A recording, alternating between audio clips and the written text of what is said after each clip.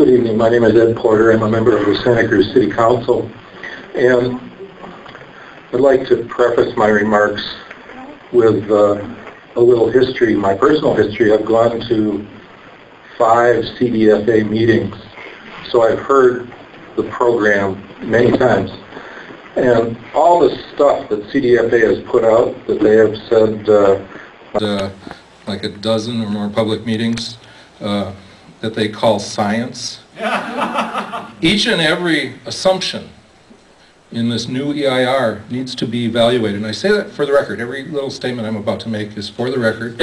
And I will be looking in the transcript to understand that the EIR has truly evaluated my points and all the points that people have made here this evening, because that's very important to me. And besides that, it's the law.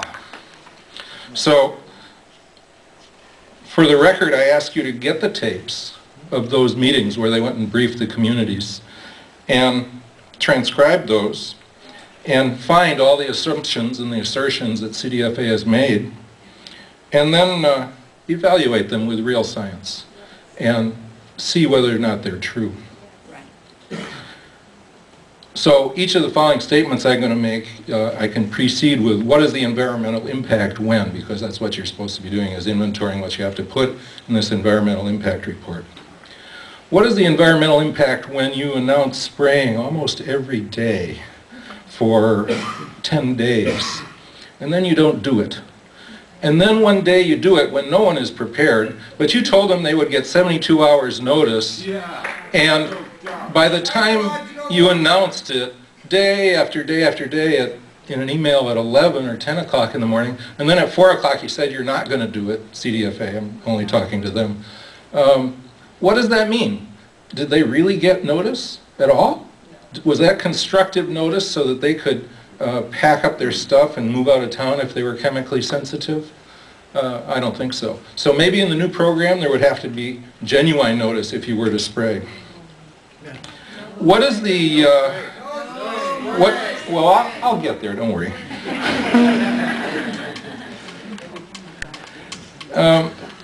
What is the impact if you spray a surfactant into the air and force people to breathe it? Lots of people have asked you that. And, or one of, I think they listed, I had a personal conversation with a CDFA director, and he insisted on calling those 12 chemicals inert chemicals. So maybe you could take it personally. If I came and sprayed ammonium phosphate over your head, what would be the environmental impact on you personally if I did that? And I wonder how you'd feel a few minutes later. What is the environmental impact? By the way, those people were forced to breathe this stuff when it was sprayed into our community. When you fly an aircraft at night, 300 to 500 feet of altitude, I measured it. And of course we have hills here, so they obviously were a lot lower in some spots at night, kind of silly. I'm a commercial pilot, flight instructor. Those planes were unsafe. There is a federal law that says no person may fly an aircraft over populated areas at an altitude lower than 1,000 feet. So how was CDFA able to violate that law? I don't understand it. When your aircraft, your platform that you've got this spray, is going 160 miles an hour, what was the scientific mind who said you could turn off the sprayer 100-foot buffer from our river and that the stuff wouldn't go in the river?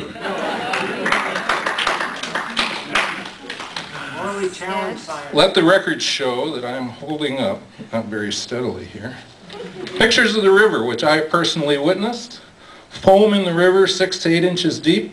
I gathered that stuff. I went and looked at it under a microscope. I could see the microcapsules in it. Later, as it broke down according to the... Yeah, they were right about one thing, the stuff breaks down. And then, as I understand it, there's smaller capsules that get released. So here's the picture of the coast. A mile-long band of foam, maybe 300 or 400 feet wide. We've never seen anything like that before. So what is the environmental impact when you put all those inert chemicals? I hope you won't call them inert chemicals when you're done with this EIR. What is the scientific model? So you've got a plane going 160 miles an hour and you turn on the spray and you turn it off. Has anybody looked at the actual physics of where the spray goes? Now, in the new program that's been announced, you're going to do it at a higher altitude. What's the physical model of that? What's the setback now from our river, from our waterways, from the marine sanctuary? What is that setback? It has to be in the EIR. 10,000 miles. Okay. Ed, if you could You wrap monitor... up. You can wrap up. Back up? No, wrap up. It's at 5 minutes.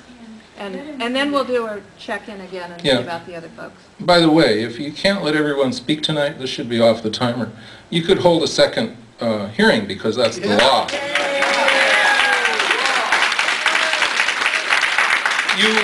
The program that I heard about before we were sprayed said that you monitor the effects and the complaints when spraying is done.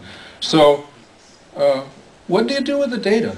Because as I understand it, 9 people got data into you. But we heard that there were 600 and some people who had problems. And you heard tonight that the doctors in our community didn't even know what to do.